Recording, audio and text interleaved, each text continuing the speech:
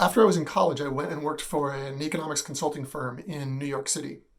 And one of the first projects I was assigned, I was a research assistant. And one of the first projects I was assigned, I had the task of helping figure out the economic damages from a large oil spill in France. And I found that very interesting, putting an economic value on an ecological concept. And that sparked my interest in going to graduate school and learning more economics, and my interest in environmental economics, which I've continued to this day.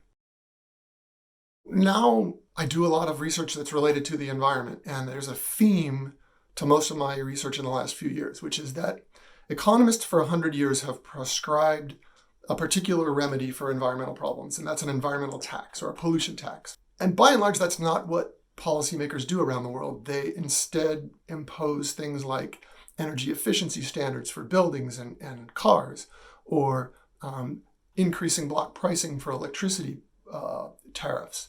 And the reason often given for not doing what economists have been arguing for 100 years is that those pollution tax would be unfair to low-income households. Low-income households spend more on energy, and therefore they would pay more in this carbon tax. And what my research shows is that the things we do instead, like energy efficiency standard for cars, are actually worse for low-income households. It turns out that things we do instead for equity purposes get us both less cost effectiveness and less equity. I can show them a few fundamental principles, and very quickly, they're teaching me things about the world. My best PhD students walk into my office, they tell me a bunch of stuff, and I say, wow, that's really interesting and great. Go do some more of that. Co-authoring papers with students can be really fun. Sometimes it happens when a student is a research assistant and they contribute so much to the project and do so much work that it would be completely unfair not to consider them a co-author. I have a student right now, she's a third-year student, and she and I are writing a paper about renewable portfolio standards in US states. Finding a dissertation topic is the hardest part of graduate school. The first-year courses can be difficult, passing tests can be hard. Writing a dissertation is sometimes a long task and involves many steps. But the hardest of those steps is what happens after students finish taking classes and we say, great, now go have an idea. And having an idea is really hard. And students will cycle through many, many ideas before they land on one that's both interesting enough to devote some time to and simple enough or easy enough to be solved. It has to be the intersection of both interesting and solvable.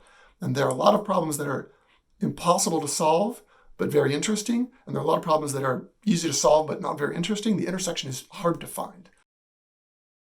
One of the strengths that we have as a whole, I think, is that people are always there. Most faculty are in the office most days, and their doors are open.